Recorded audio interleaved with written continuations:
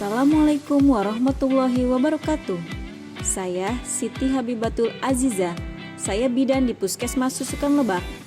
Saya ingin memaparkan laporan rencana aksi PPPK, pengenalan nilai dan etika instansi pemerintahan bagi PPPK, tentang pentingnya deteksi dini screening hipotiroid kongenital di Puskesmas Susukan Lebak, Dinas Kesehatan Kabupaten Cirebon. Permasalahan, masih banyak orang tua yang belum mengetahui tentang bahaya kelainan hipotiroid kongenital pada bayi baru lahir.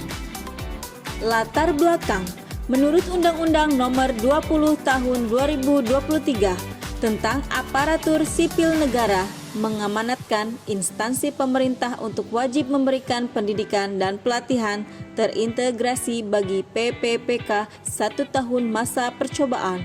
Tujuan dari pelatihan terintegrasi ini adalah untuk membangun integritas moral, kejujuran, semangat dan motivasi nasionalisme dan kebangsaan, karakter kepribadian yang unggul dan bertanggung jawab, dan memperkuat profesionalisme serta kompetensi bidang. Dengan demikian, Undang-Undang ASN mengedepankan penguatan nilai-nilai dan pembangunan karakter dalam mencetak PNS dan PPPK. Pengertian hipotiroid kongenital adalah kelainan endokrin kongenital terbanyak pada anak dan penyebab tersering retardasi mental yang dapat dicegah. Kelainan ini disebabkan oleh kurang atau tidak ada hormon tiroid sejak dalam kandungan, dan apabila tidak diobati sejak dini dapat menyebabkan retardasi mental berat. Kementerian Kesehatan telah melaksanakan program screening bagi bayi baru lahir melalui Permenkes nomor 78 tahun 2014 dan Permenkes nomor 25 tahun 2014. Pelayanan screening bagi bayi baru lahir minimal screening hipotiroid kongenital menjadi bagian dari wajib pelayanan neonatal esensial.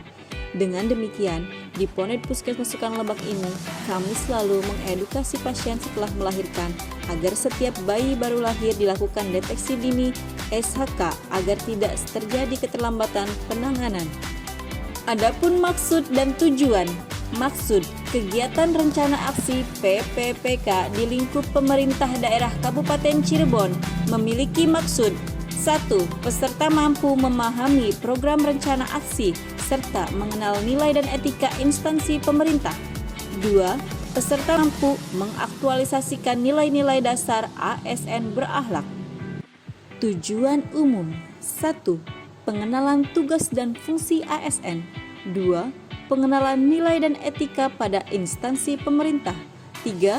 Pemahaman dan penyediaan informasi kepada pegawai pemerintah dengan perjanjian kerja yang baru diangkat. 4. Diharapkan mampu mengimplementasikan nilai-nilai dasar ASN berakhlak serta dapat melaksanakan program pemerintah di unit kerja. 5. Meningkatkan derajat kesehatan masyarakat melalui program kesehatan lingkungan yang berkualitas. Tujuan khusus: 1. Meningkatkan pengetahuan ibu hamil tentang kesehatan maternal dan neonatal. 2. Mencegah komplikasi kehamilan dan persalinan. 3. Meningkatkan akses layanan kesehatan yang berkualitas. 4. Mendorong keluarga dan komunitas untuk mendukung kesehatan ibu dan anak. 5. Meningkatkan kualitas keterampilan bidan dan tenaga kesehatan lokal. 6. Menurunkan angka kematian maternal dan neonatal. 7.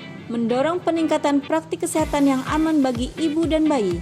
8. Membangun sistem pemantauan dan pelaporan kesehatan ibu dan anak yang efektif. Waktu dan tempat. Kegiatan rencana aksi gelombang 2 tahun 2025 di lingkup pemerintahan Kabupaten Cirebon dilaksanakan tanggal 10 Maret 2025 sampai dengan 14 April 2025 dengan metode sinkronus, asinkronus, dan daring menggunakan Google Meet, menggunakan website atau aplikasi Ilmu Kabupaten. Visi dan misi Kabupaten Cirebon periode 2025 sampai 2030. Visi: Cirebon beriman, bersih, inovatif, maju, agamis, dan aman. Misi: bersih, mewujudkan tata kelola pemerintahan yang bersih melalui akuntabel dan profesional. Inovatif: menciptakan ekosistem inovatif di pemerintahan dan masyarakat.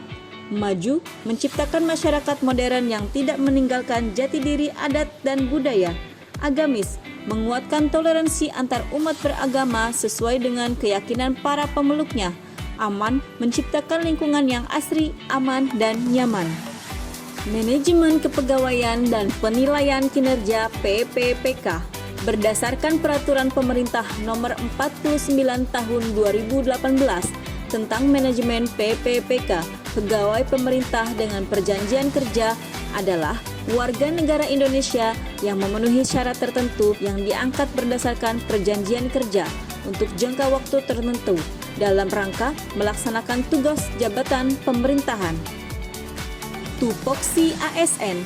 Tupoksi ASN secara umum telah tertuang pada Undang-Undang Nomor 20 Tahun 2023 tentang ASN.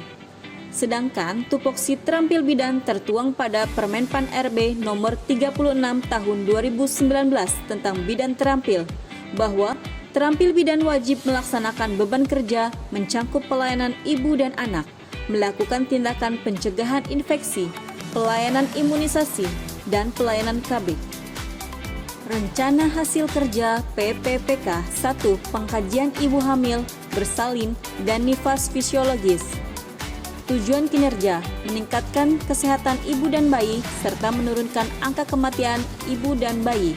Indikator pencapaian, terrealisasinya persalinan yang aman, penanganan komplikasi dengan kolaborasi agar dapat menurunkan AKI AKB. Waktu perolehan 1 Maret 2024 sampai 28 Februari 2029. Waktu pelaksanaan sesuai dengan jadwal dinas.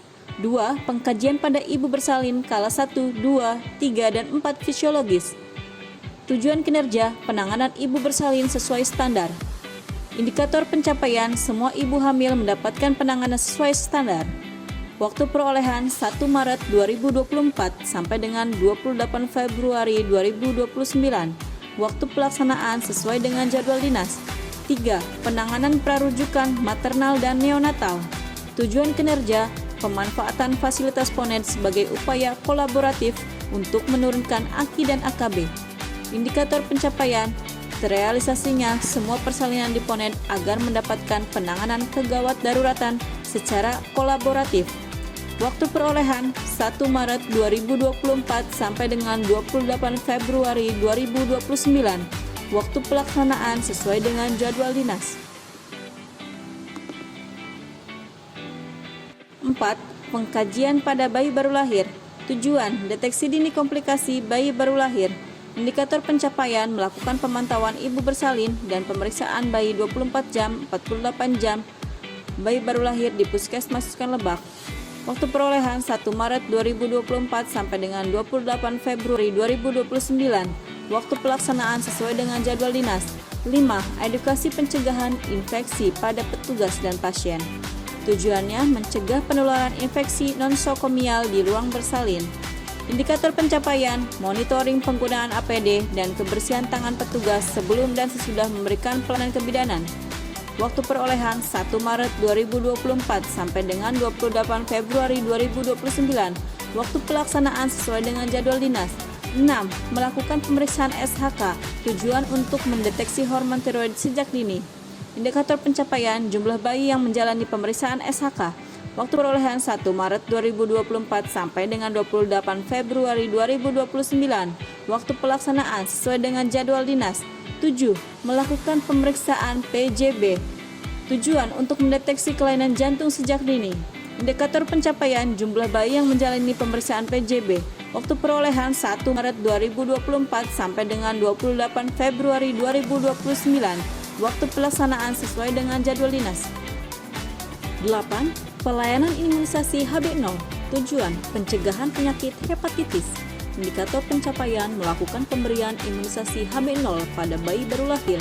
Waktu perolehan 1 Maret 2024 sampai dengan 28 Februari 2029. Waktu pelaksanaan sesuai dengan jadwal dinas. 9. Pelayanan KB pasca salin. Tujuan menjarangkan kehamilan. Indikator pencapaian, melakukan pemasangan KB pasca salin. waktu perolehan 1 Maret 2024 sampai dengan 28 Februari 2029, waktu pelaksanaan sesuai dengan jadwal dinas. Berikut adalah dokumentasi hasil kegiatan rencana aksi. Sekian presentasi dari saya. Wassalamualaikum warahmatullahi wabarakatuh.